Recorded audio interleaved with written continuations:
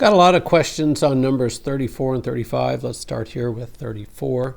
I've gone through and manipulated the areas of surplus for the minimum wage. Total economic surplus would be how much per day without a minimum wage. Well, here we're trying to calculate surplus at a $10 an hour wage and 10,000 workers employed. So we could see that we've got two symmetric triangles, right? The vertical distance is 10 for both of them. The horizontal distance is 10,000. So consumer surplus is going to equal producer surplus, and they're both going to be equal to 1/2 times base times height. 1/2 times 10,000 times 10. So we're going to get 50,000 of surplus for each. So 50,000 plus 50,000, that's 100,000 per day. And would be reduced by how much with a minimum wage? Well, we can see that dead weight loss is this triangle here.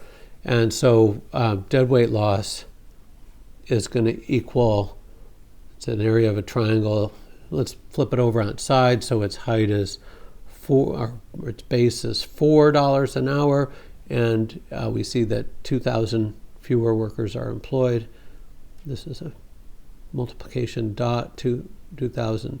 So dead weight loss is equal to 4,000. And then they ask, it's going to be important for, especially for the next problem, 35. It's going to be important to see how those gains and losses are distributed. And we see that employers lose a lot of surplus. They had 50,000, and now they have, let's calculate this.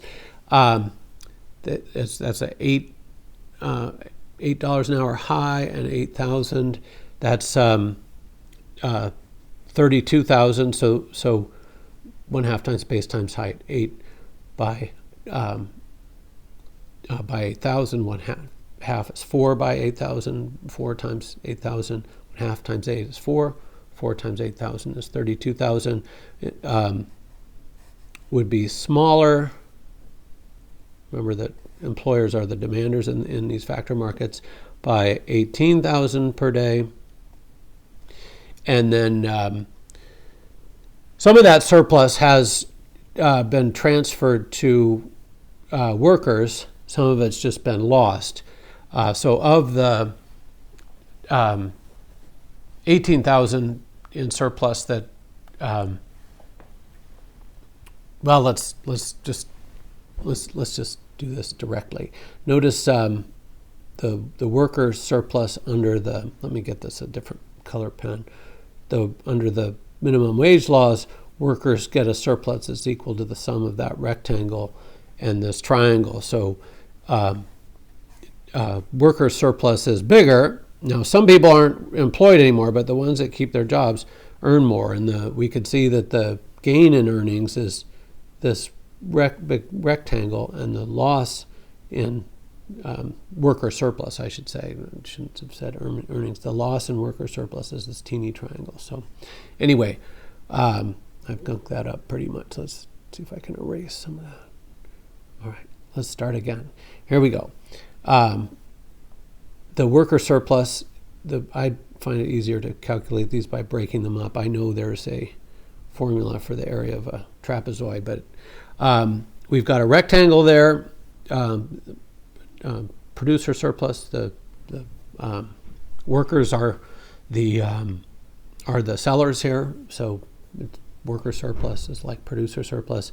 Notice we've got a 4 by 8,000 rectangle there, so that's 32,000, and then we've got a 8 by 8,000 triangle there. 1/2 times base times height gets us to another 32,000. So that's 64,000. And then we have so worker surplus is bigger by 14,000. They were at 50,000. Now they're at 64, and hopefully it all evens out. We've lost 4,000 in surplus entirely, but the distribution is that employers have lost $18,000. Workers have gained $14,000. The difference in those two, difference between the losses and the gains, is the deadweight loss. Nobody picked up some of that loss. The deadweight loss is surplus that's lost that nobody regained. How much would it cost government each day to provide an earned income tax credit under which workers as a group receive the same economic surplus as they do under the $12 an hour minimum wage? And this is if we were to assume that the number of hours worked are going to be constant at 10,000. So it would cost to give 10,000 to subsidize 10,000 hours of work by enough to. Right, how much would it cost? I got to read this carefully. I did before I started the screencast, but now I've forgotten it. Under which workers as a group receive the same economic surplus as they do under the $12. So in other words, the government wants to increase worker surplus by 14,000, and so since workers are paid. I've got it over here. I can't. My controls for my screencast are blocking the last. Tax credit would cost the government. Well, that's easy. It would cost the government $14,000 per day, right? So the point here is that by giving a earned income tax credit, the government could transfer 14,000. The workers could receive 14,000, and we wouldn't have to burn 4,000 worth of surplus. And under the conditions of this problem, this would amount to $1.40 earned income tax credit. And we'll see that more clearly when we do number 35.